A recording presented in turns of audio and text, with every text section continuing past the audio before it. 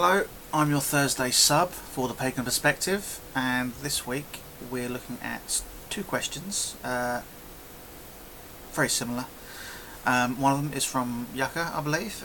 What's your take on the elements? And the other one is from me, as everyone's been saying so far, which was, do you have any particular affinity for any of the elements, or which of the elements do you have most affinity for, and how do they affect your practice? This is my second attempt at recording this video. The last one was almost 20 minutes long. I will try to shorten it and ramble less. So, first of all, I think that my affinity generally lies with Earth. As I mentioned in my comment on, I think, Kara's video, I'm not sure, the Tolkien-esque dwarf beard aside, I love wood and plants and mountains and the ground under my feet and standing stones and stone circles. Very special place to me is Avebury. It's the largest stone circle in Europe. There's a village inside it. There's also two other stone circles inside it. It's, I think, it feels much more special of a site than Stonehenge, which obviously is a henge as well as the stone circle. They're not the same thing. Maybe I'll make a video about those on my personal channel at some point. The earthworks, just ridiculous. The physical power, the collective manpower required to dig earthworks at a time when the only tools are made of sticks and stones. This is before the Iron Age, or the Bronze Age, or whatever was the first one. Either way, sticks and stones. These ridiculous earthworks, and the bank around Avebury, the ditch and bank is a common structure used around forts and defensive positions and villages and all sorts of things. But there's a difference with Avebury. The bank and ditch are the wrong way round if it's to defend from the outside. The idea of having a ditch and a bank is that the bank is inside, the ditch is outside, so that the hill that is made, the bank, is steeper or longer, a bigger climb on the outside. So any enemy, they've got to climb up maybe twice as far as you, maybe more than twice as far as you, depending on how you build it. So you've got a little climb to your end of it, throw stuff down at them, and they can't get in. In Avebury, it's the other way around, almost as if they were defending against something from the inside, or it maybe is a declaration of pure passiveness. This is us. We can't defend against you. We've got no intention of attacking you. Come in, have a cup of tea. I don't know. It's a British site, so it could well be. Have a cup of tea and a cake. Avebury is a very... So yeah, Earth, the stones. It's the physical, and it's grounding. I like Earth. I think it affects my practice in that I like to make things with my hands, physical, solid things that I can hold and touch. I've got a big thing for trees and plants, and at the moment I've got an oak tree farm I'm growing.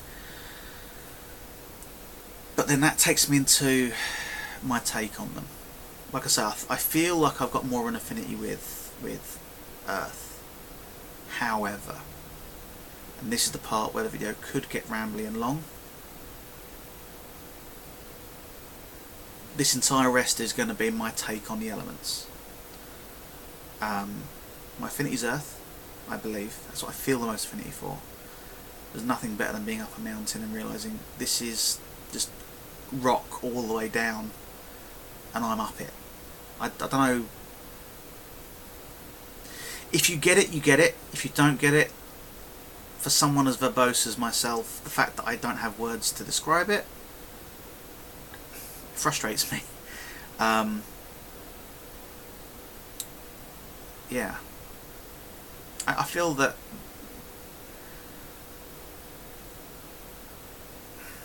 using what has come from the earth to make something, to build something that is going to be cared for and used permanently, to look after trees and to look after plants and grow them, and animals that live on the earth, and all these things that are associated with the element. Yeah. So, my take on the elements. If you go back in time, ancient Greece or what have you, just imagine this is we take a stick off of a tree. It's a pencil, but pretend it's a stick. If I rub two of these together, eventually heat builds up, it bursts into flame, and what you'll find is that you'll have sap bubbling up in the end of the stick. You've got water, you'll have a smell and smoke. That's you've got your air. Obviously you've got your flame, your fire, and then at the end, what have you got? Well, you've got ash, you've got earth. And the idea was that all living things combine all of those elements. Obviously the sea isn't a living thing, but you've got water there, and you can boil water away, and you've got earth, you've got salt left. Clouds, obviously there's something with air there, but also there's water.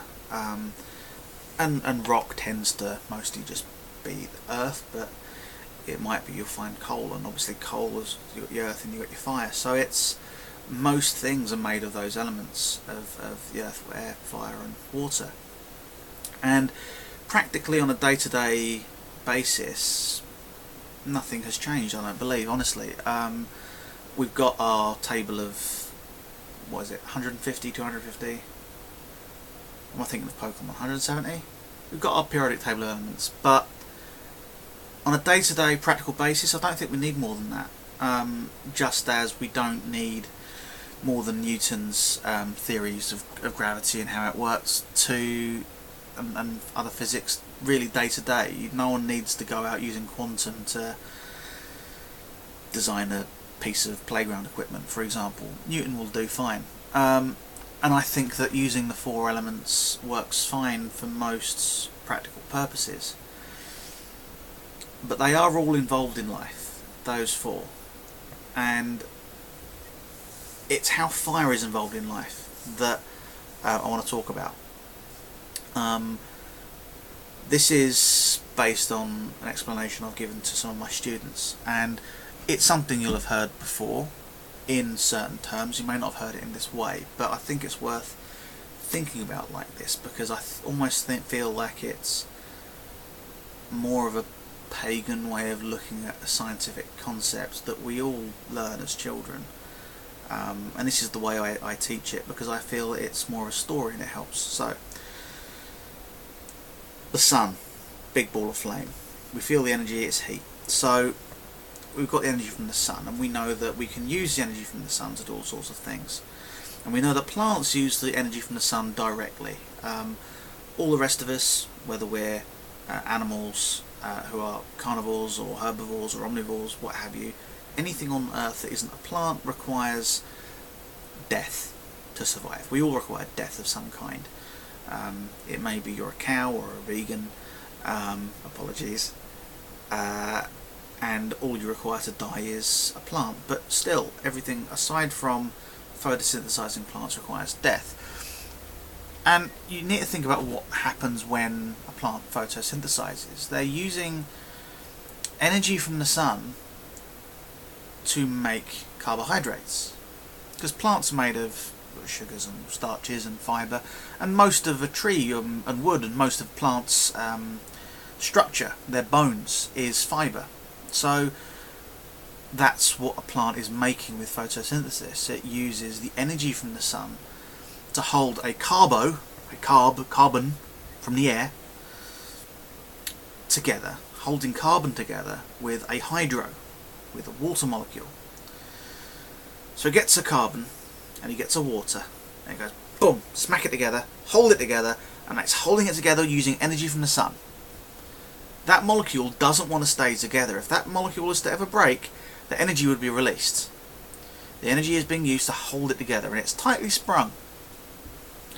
So you've got this plant made of millions and billions of these tiny little molecules, these little carbohydrates, that are held together, bursting with energy from the sun that is holding them together, and they're very tightly sprung, and they want to release this energy. If you get a piece of wood and you set it on fire, the flame isn't a substance, flame is a process. If you heat up essentially with flame, that doesn't have to be flame, the end of a piece of wood, it will start to burn as the energy is released. As these carbohydrate molecules just relax and they let the heat out. If there's something reflective and it's going, just lean back and listen. So, the molecules are holding that energy from the sun. And if, say, another animal eats that plant matter, some of it will go into your body and go through your blood and be stored in your fat cells, and it's still a sugar that was made by a plant, held together with the sun's energy. It might be that you're a cow, for example, and you break those down into sugars, and that energy, you break some of those down, and some of them get wasted. Some are lost along the way. There's always energy loss. But you might get one of those sugars, because you get carbohydrate, you whack a nitrogen on the side, boom, you've got a protein. That's all it is. Protein is just a sugar of some kind, and nitrogen stuck on the end of it. Look at the molecules later. So proteins get made, and whatnot, or amino acids. Anyway, so if we're eating a piece of beef or chicken, or if you're not a vegan, you're getting those things from plants as well anyway, but let's just stick with that. So that is still energy from the sun. All food, all living matter, the stuff that makes up the cells, whether it's amino acids or whether it's carbohydrates or the starches and fibres that the carbohydrates make up, or if it's the proteins that the amino acids make up, essentially they're molecules being held together with energy from the sun. Inside every one of your cells right now, if you're alive, which most of you probably are if you're listening, are chemicals producing a process called respiration. Respiration is where we react these sugars, these carbohydrates, with proteins. With oxygen. We get oxygen, we get sugar, we react them, and what do we get out? We get the carbon dioxide, and we get the water that plant first picked up. We also get energy. That energy came from the sun. Inside every single one of your cells, respiration is happening. Respiration is the name of the process, though. The overall, the art from here to there. The actual chemical process, that tiny little of carbohydrates and oxygen releasing energy and producing carbon dioxide and water. That's the identical equation that happens when you get combustion. Inside every single one of your cells, in every living cell in your body, there is combustion. There is a tiny little flame. It's why when you run you warm up. It's why living things are warmer than not living things. That's where it's literally combustion. It's literally flame. I'm not being metaphorical or figurative or telling lies to children in that way that science teachers do, where we teach you that that's an atom, and then we teach you 3 years later, no, actually atoms don't look like that because we can't take photos of atoms. Just think of that little spark, that little flame of life, of inspiration.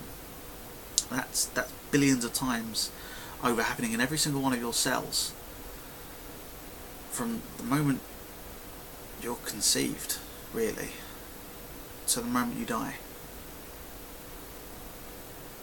Even when you die, those cells don't all go out right away. Those little fires don't all go out. So at what moment does that last little flame go out?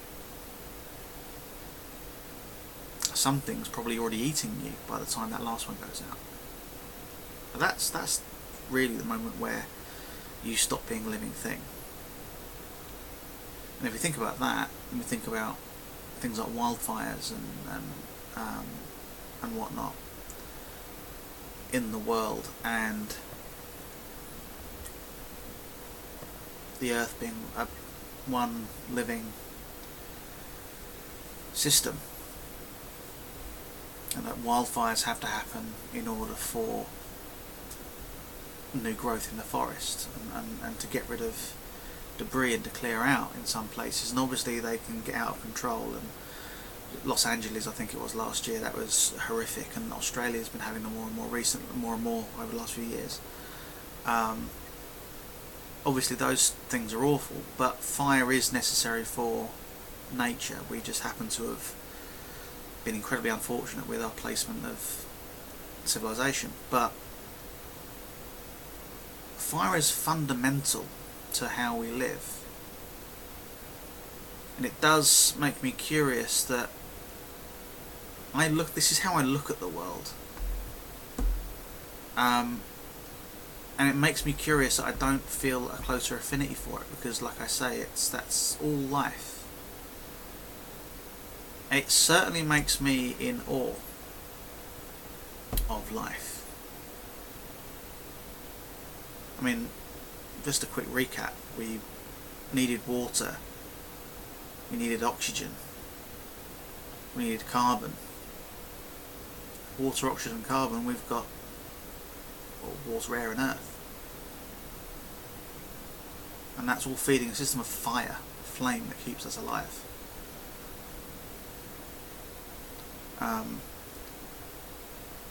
We've not come a huge way since the ancient Greeks in some ways, and the people before them. I'm fascinated by fire. It's scary, amazing, but a nice cave. That's what I want. Little fire in the entrance, but big cave. Anyway, that's been my take on the elements. Hopefully that wasn't too much of a segue. I don't feel like it was. I feel it's related. That little story of the fire of life, I think it's an important one. It's a story we've all been told, or at least it's an equation we've all written in our school books. But I feel that explaining it in that way, or telling it in that way, is somehow slightly different. If you were taught like that, then you had way better teachers than me.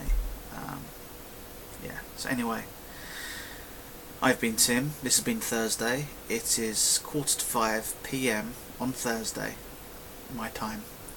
There was some confusion last week, my confusion, as to whether I was actually the Friday or Thursday sub. I think I might have said Friday in the video, so apologies for that. So yeah, I'm about to upload now. Blessed be.